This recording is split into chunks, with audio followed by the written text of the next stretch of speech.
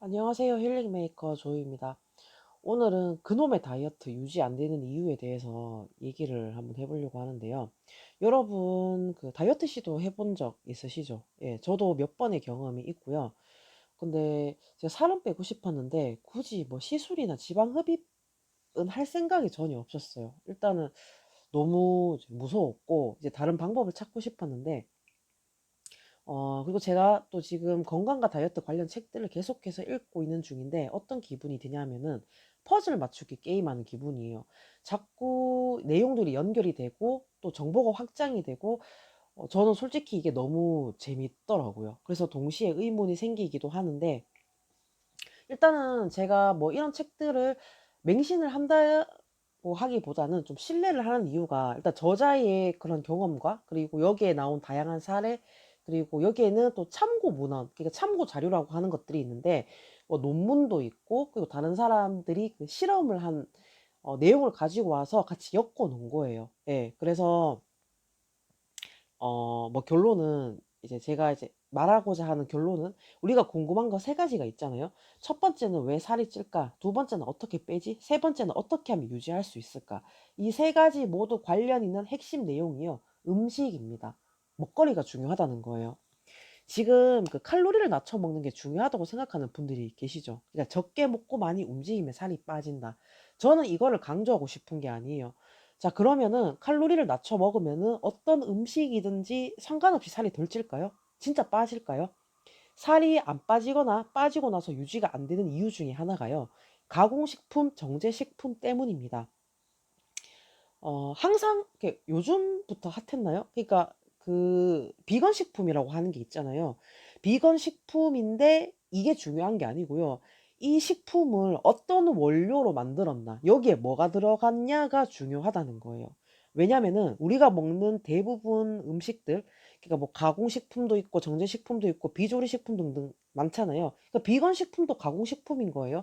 여기에는 공통적으로 식품 첨가물이라고 하는 게 들어가 있다라는 겁니다. 그럼 이런 맛이 우리가 길들여져 있고 끊기 어렵기 때문에 유지어터가 되는 게 힘들다입니다. 클린한 식단이든 다른 가공식품이든 먹었을 때 몸의 작동 원리라는 게 있는데 우리는 이런 정보가 많이 부족하다는 거예요. 그리고 뭐 우리가 나이살, 갱년기가 오면서 왜 자꾸 허벅지, 팔뚝, 뭐 엉덩이, 뱃살이 늘어날까? 여기에는 지방 수용체가 있다. 그래서 살이 찌는 거다라는 제가 영상을 본 적이 있었는데 저도 공감을 해요. 지금 제가 30대지만 물론 젊지만은 20대랑은 다르다는 걸 저는 느끼고 있다는 거죠.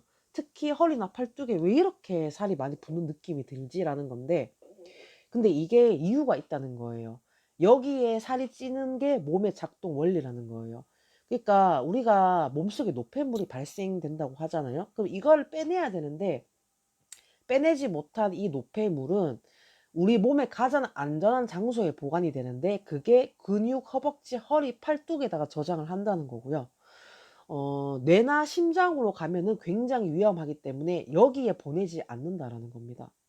그리고 그 공통적으로 다들 하나같이 강조하는 게 자연식 클린한 식단인데 또 그중에서 또 빠지지 않는 키워드가 있다면은 세포와 에너지입니다.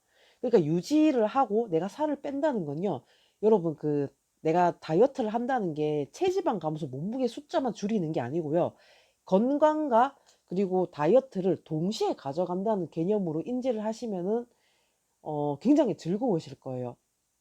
그러면서 동시에 뭘 갖고 가야 되냐면은 좋은 음식을 공급하는 것을 멈추면 안 된다는 거예요. 이게 안 되거나 그리고 비중이 낮아지게 되면은 살이 찐다는 겁니다. 살이 찐다는 건 뭐예요? 다시 건강과 연결이 되는 거고 내 몸 시스템이 바뀐다라는 걸 의미를 한다는 거예요. 저한테 이런 질문을 하시는 분들이 계셨어요. 살이 빠지면 유지가 돼? 정말 다시 한번 강조하고 매번 강조하고 한결같이 강조하고 싶어요. 유지를 하실 거면은요. 좋은 먹거리를 지속적으로 공급을 해 줘야 합니다, 죽을 때까지. 예. 그게 내 몸의 어떤 그 건강을 유지하고 또 유지어터가 되는 방법이고 또 유지어터 이전에 가장 중요한 건강을 챙기는 방법이라는 겁니다. 결론은요. 사람은 음식을 먹지 않으면 생명 활동을 할 수가 없어요. 죽는다는 거고요. 좋은 먹거리 공급을 꾸준히 한다는 건 두말하면 잔소리라는 거죠. 그래서 개인이 일단은 식단에 변화를 주면서 첫 번째는 관찰을 하셔야 되시고, 그리고 왜 클린한 식단을 먹어야 하는가 그 이유는 저도 이번에 좀 더 깊게 알게 된 사실인데, 호모 사피엔스의 몸의 설계와 이거를 세포랑 연결시켜서 아는 것이 중요합니다. 그리고 기존의 식사 패턴에서 내가 어떤 먹거리를 어떻게 끼워 넣을 것이고 이걸 인지를 하고 있으면은 내가 스스로 선택적으로 통제를 하시게 된다는 거예요. 그러면서 가벼움과 상쾌함이 어떤 기분인지 느끼게 되실 겁니다.